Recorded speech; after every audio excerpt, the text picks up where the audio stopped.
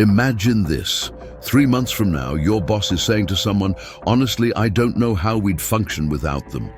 What would have to change between today and 90 days from now for that to be true about you? Because here's what happens to about 83% of professionals. They make the same silent mistake.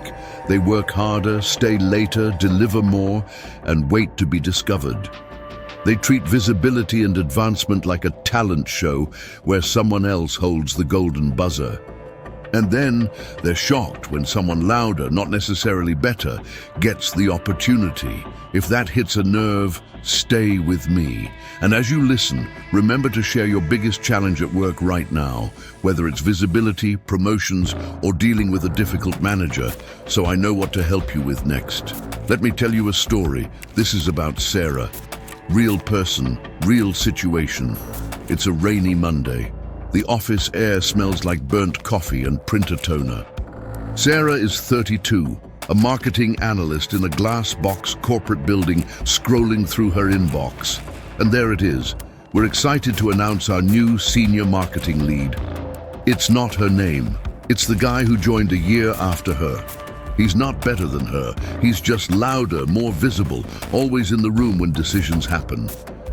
Sarah looks at the announcement and something twists in her chest. I stayed late. I fixed the campaign when it broke. I trained the new hire.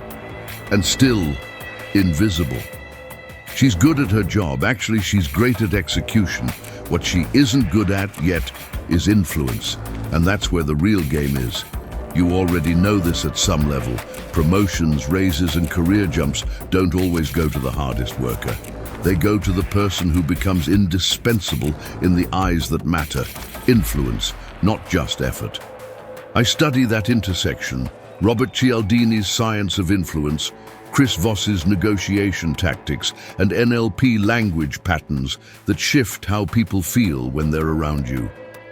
And by the end of this story, you'll know the one sentence Sarah used that changed everything for her in 90 days, and how you can adapt it to your own career starting this week. Here's where everything went wrong. 2 weeks before that promotion email, Sarah had actually tried to negotiate. Picture a small meeting room. The AC is too cold, the fluorescent light is buzzing, and Sarah sits across from her manager, Daniel. Her heart is pounding so loudly she can hear it in her ears. So I wanted to talk about a possible promotion or raise. I've been working really hard, delivering on my projects, and I feel like I deserve it. Daniel nods politely. I appreciate your work, Sarah. You've been doing a great job. But budgets are tight right now. Let's revisit this later in the year. Boom, wall, conversation over. She walks out with that heavy, familiar feeling. I tried, it didn't work. Maybe I just need to prove myself more. But here's what actually happened. Sarah made 3 fatal negotiation mistakes that most professionals repeat for years. First, she made it about her needs, not his outcomes. She talked about, I've been working really hard and I feel like I deserve it. Daniel is under pressure from his boss, his targets, his deadlines. His brain is tuned to, will this help me hit my numbers and look good upstairs? She appealed to fairness. He's operating on outcomes. Second, she asked a yes or no question. Can I get a promotion or a raise? Chris Voss calls this a trap. Yes, no questions corner the other person. The safest answer, especially for a risk-averse manager under pressure, is no, not now. She didn't guide him into a conversation. She pushed him into a corner. Third, she had no clear value narrative. She had a history of good work, but no story of impact, no concrete metrics, no before and after, no allies or social proof. In Cialdini terms, she relied only on liking, I'm nice, I work hard, and ignored authority, social proof, and consistency. So what did she get? A polite brush-off and a promise to revisit later. That afternoon, she sat at her desk, the glow of the screen blurring, asking herself, what else am I supposed to do? Work harder? Stay later?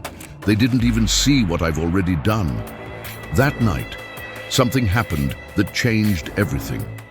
Sarah called her friend Leah, who worked in another company and had just landed a major promotion. "What's the secret? Do you just work harder?" Sarah asked, half joking, half desperate. Leah laughed.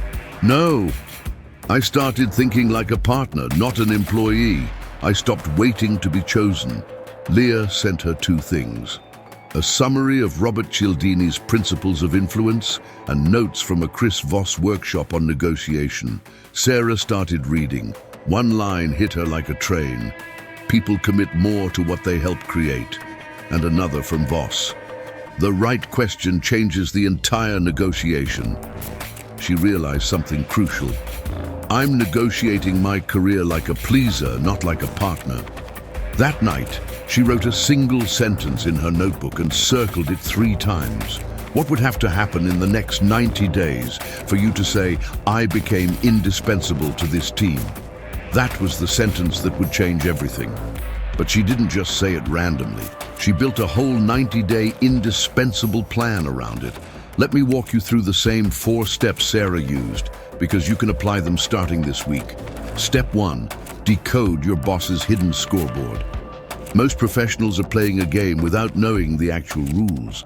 Sarah asked herself, what game is Daniel actually playing? She booked a short check-in, and instead of asking for a raise, she used a calibrated question. Open, specific, impossible to answer with just yes or no. "Daniel, I've been thinking a lot about how I can support you better. From your perspective, what are the 3 most important results we must achieve in the next 90 days? Then she stopped talking and listened. He shared a key product launch that could not fail, a reporting mess that made him look bad with senior leadership, and a new cross-functional initiative nobody wanted to lead. In that moment, he unconsciously revealed his real scoreboard. She mirrored and labeled his world, Voss style. So it sounds like what's really keeping you up at night is making sure the launch lands, the reporting is clean, and someone owns that new initiative so it doesn't fall back on you by default. Did I get that right? Daniel exhaled. Yes, exactly. That's it. When someone says, "That's right," their guard drops. You're now on the same side of the table. Here are lines you can borrow for your own conversations. What are the results that would make the next 90 days a big win for you? What's the one thing that, if it worked smoothly, would make your life dramatically easier? You're no longer just an employee. You're beginning to sound like a strategic ally. Step 2, design a 90-day value map. Now that she knew Daniel's scoreboard, Sarah created a simple 90-day plan. At the top of a page, she wrote, "Indispensable in 90 days, draft." Then she broke it down. For the product launch, she decided, I'll own the customer feedback loop and the weekly performance dashboard. For the reporting mess, I'll redesign the reporting process, automate what I can, and reduce errors. For the cross-functional project, I'll volunteer to coordinate, manage communication, and keep stakeholders aligned. Instead of thinking, how can I look good? She shifted to, how can I make him win so hard that removing me becomes painful? That's pure Cialdini, commitment and consistency. She would get her boss to commit to what success looks like, then align her actions so strongly with that success that his own consistency bias would keep her in the picture. You can do the same. Take out your notes later today, write your manager's name at the top, and underneath write, if they got everything they secretly wanted in the next 90 days, what would be true? You might not know yet, but you can ask. Step 3, communicate like a trusted advisor. Doing the work is not enough. Perception is part of the job. Sarah decided, I'm going to sound different in meetings. She started using 3 simple influence tools. First, labeling emotions. She'd say things like, it sounds like the leadership team is nervous about missing the launch date. Or, it seems like the reporting errors have shaken their trust in our numbers. When you label someone's fear or pressure, they feel seen. That builds liking and trust. Second, future pacing with NLP-style language. She'd say, imagine it's 90 days from now and the launch just worked. No fire drills, clean reports, leadership is relaxed. That's what I'm designing for. She guided their brain to experience a future state with her as part of it. Third, she used because phrases to justify her actions. Cialdini's research shows that because increases compliance.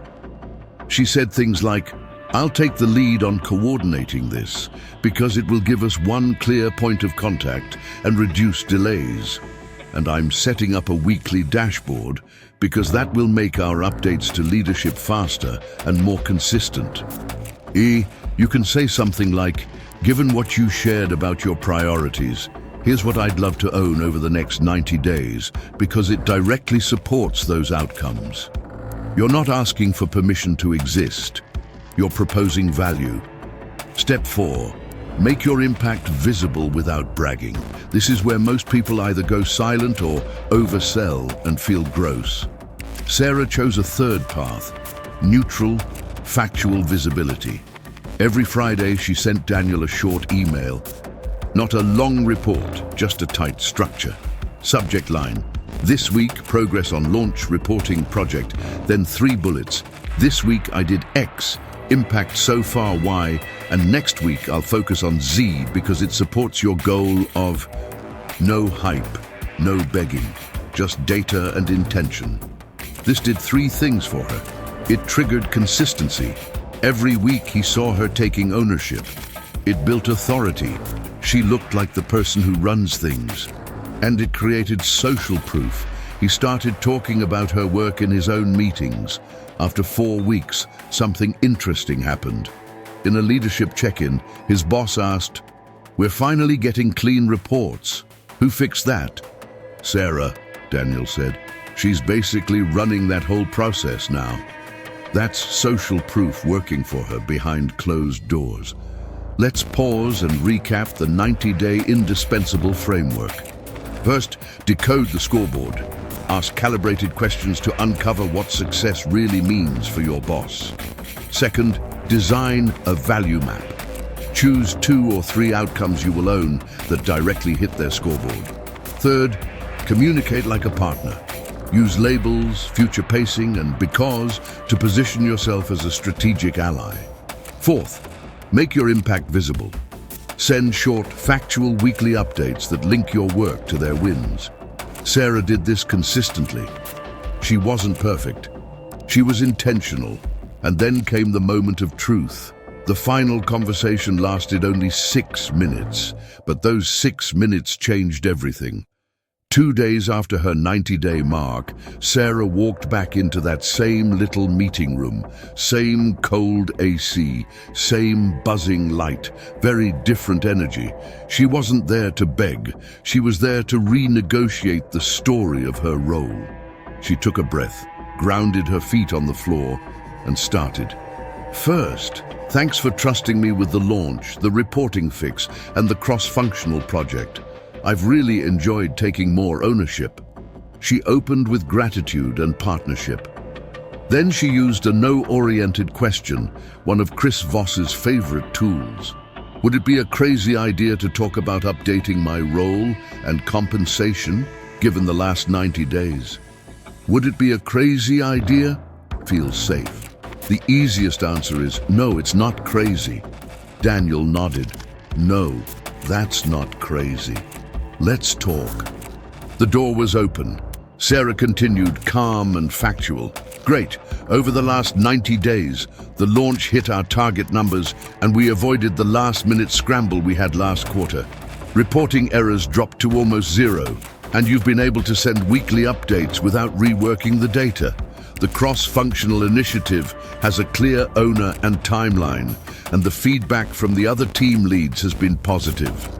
My intention from the start was to make your life easier and to become someone you could rely on for critical projects. Given that, I'd like to explore a title adjustment to Senior Marketing Strategist and a salary move to X. So my role and compensation reflect the level I've been operating at. How does that land with you? Silence. He looked at his notes. She stayed quiet. Another negotiation habit. Don't rush to fill the silence. You've definitely stepped up, he said.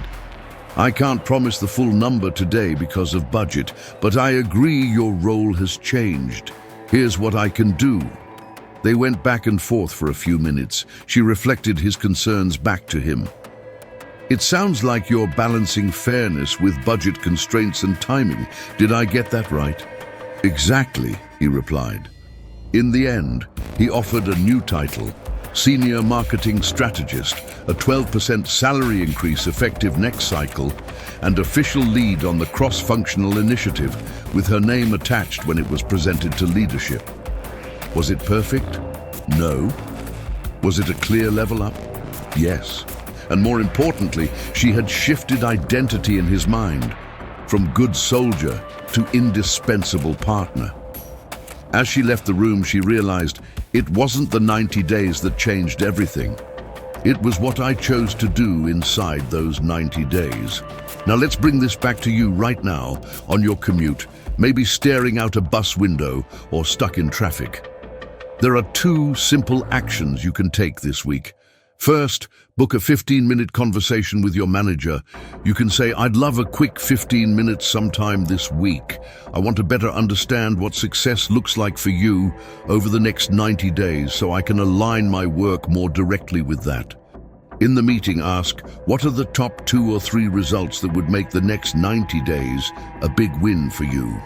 And what's the one thing I could take off your plate that would make your life easier? Listen. Label, mirror. Let them say, that's right. Second, send your first neutral visibility update. Even if it's tiny, even if it's just 1 bullet, try something like, here's what I focused on this week, here's the impact, and here's what I'll prioritize next week, because it supports your goal of... Start there. Small, consistent moves build an indispensable identity far faster than one perfect speech. And when you're ready, you can use Sarah's magic sentence. What would have to happen in the next 90 days for you to say, I became indispensable to this team? Say it calmly. Say it with curiosity, not pressure. Then let their answer design your roadmap. Remember that mistake 83% of people make? The 83% mistake is waiting to be discovered. Sarah made it too. She thought, if I just keep my head down and do great work, someone will notice. But you and I both know the workplace doesn't always reward quiet excellence. It rewards visible, aligned, strategic value. Now you know what Sarah learned. Influence beats raw effort. The right question can rewrite your career story. And you can become indispensable in 90 days, not by burning out, but by aligning your value with what truly matters to the people who decide your future. Next time you face that conversation with your boss, a client, or a key stakeholder, you'll be ready. Now I want to hear from you. What's your biggest challenge right now in becoming indispensable at work? Is it a difficult manager, lack of clarity, fear of speaking up, office politics? Share it in the comments so I can create more episodes to help you negotiate, persuade, and advance your career. And if you want more real stories, practical scripts, and workplace persuasion tactics every week, hit subscribe to The Power of Persuasion and turn on notifications so you don't miss the next episode. You don't have to wait years to be seen. You can start your 90-day shift today.